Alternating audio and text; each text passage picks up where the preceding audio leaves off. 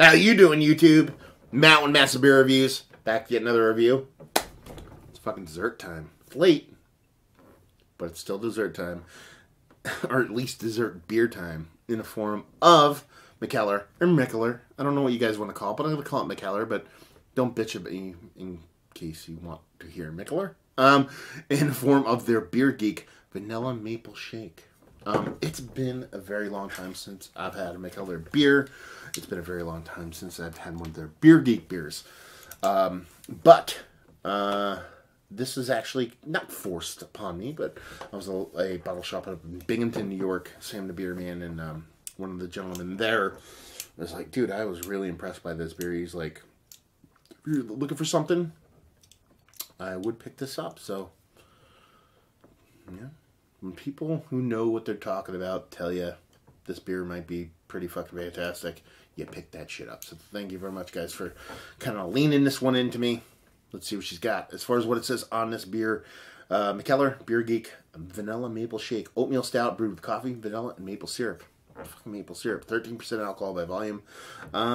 It was brewed at Leervig. Love that brewery. And ingredients, done. It's kind of like your super simple Beer Geek label, too. It's not, like, too crazy. Sometimes you get a little bit weird with their graphics, but this one's pretty simple.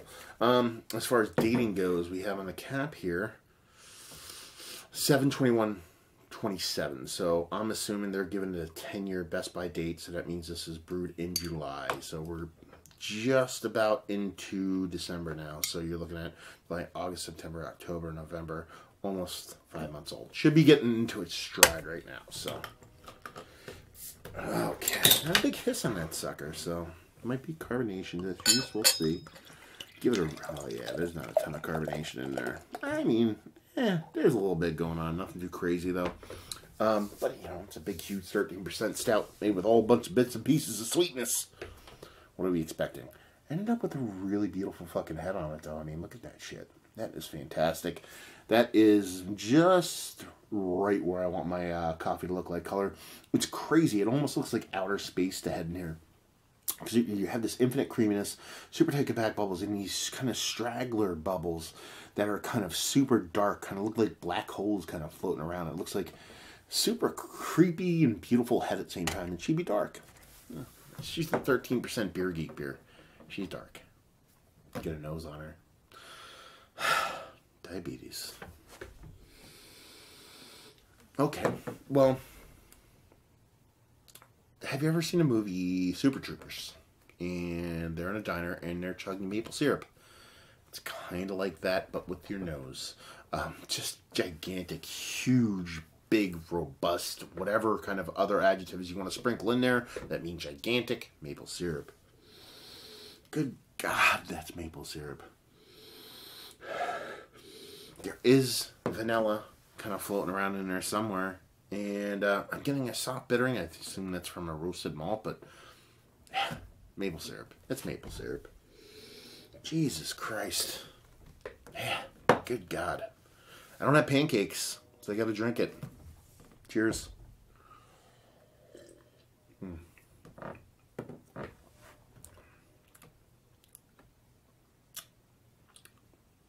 Okay.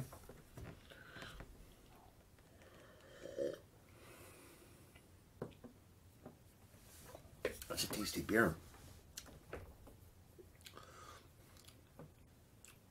That's a tasty beer. Listen, it's sweet. I'm not going to deny that it's sweet. But they balance off that sweetness. It works. So you end up having that vanilla and the maple syrup, bringing a bulk of the fucking sweetness to the game. But it tastes like there's a big, huge, heaping helping of old school coffee and roasted maltiness that balance it off. Like, it's sweet. I'm not going to deny it's sweet, but that bittering balance just keeps that sweetness from getting out of control to the point where it's actually relatively easily drinkable. A 13% beer that smells like this and tastes like this, even though that doesn't make sense because I've said it's drinkable, but it's weird. Yeah. It's actually really drinkable. It's got a nice mouthfeel to it. It's kind of dense, but not too dense. It's got this kind of ashy chalkiness to it. I know it doesn't sound appealing, but it works for this. Yeah, the amount of bittering in this from that coffee and that roasted malt, just, it absolutely makes and steers that sweetness in a way that it just fucking works. This is a tasty beer.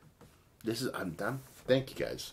Thank you, Sam Marion, for telling me to pick this up, because it's not just tasty, it's super fucking exciting.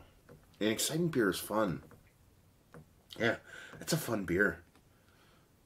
It's like, it's in a way a roller coaster or a horror movie is fun. We're not talking subtle nuance. We're not talking delicate layers of this and that and the other thing. We're talking a fucking 2x4 to the face. We're talking getting, punched in the head by fucking Mike Tyson kind of robustness. We're not talking about delicate this and that and the other thing. This is, this is riding a roller coaster where your hair on fire in a very beautiful, perfect, maple syrupy kind of way.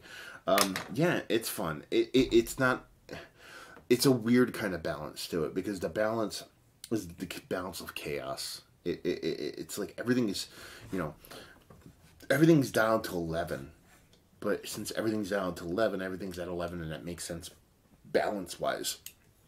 It's not balanced in a way a lily floats in a pond. It's balanced in a way that a fucking, I don't know, a bullet bounces out the end of a barrel.